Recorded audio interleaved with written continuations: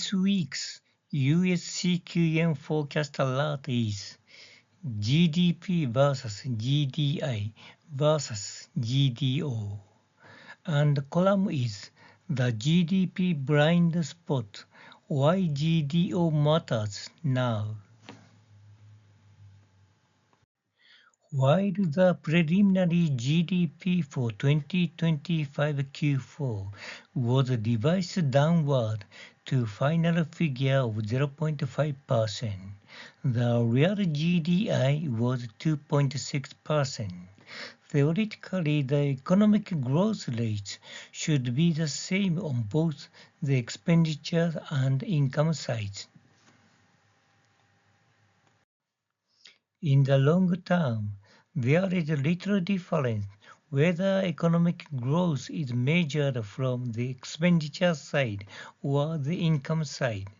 But it is clear that relying solely on GDP for quarterly economic assessment is risky. It would be preferable to use real GDO, the average of GDP and GDI, for the short-term economic assessment.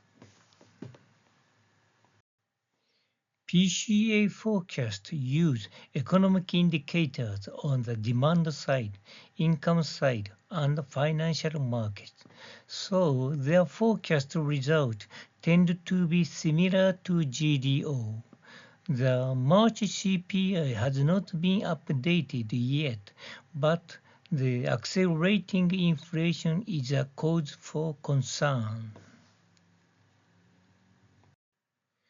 Conclusion from this week's US CQM forecast alert.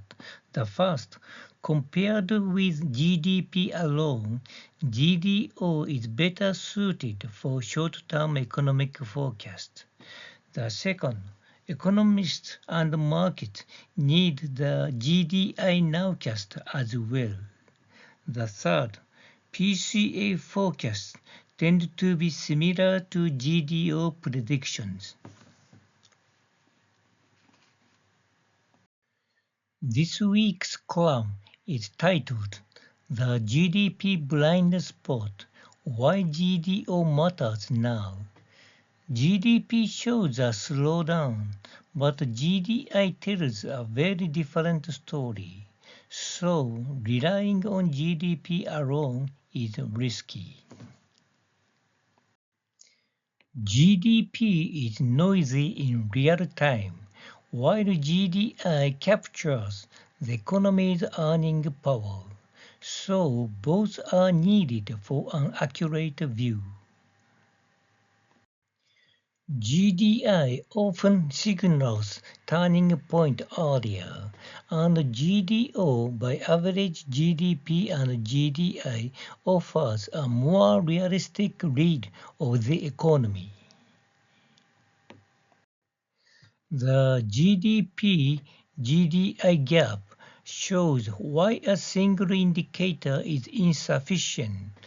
A CQM-type dual-sided approach improves both accuracy and judgment.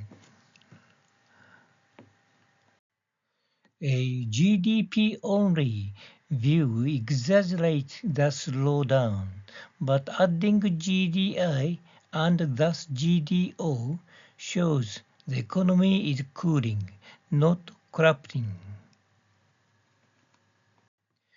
GDO gives a more balanced view by combining GDP and GDI. The real mistake is not choosing the wrong measure, it's choosing only one. This slide contains additional information about this week's detailed CQM forecast.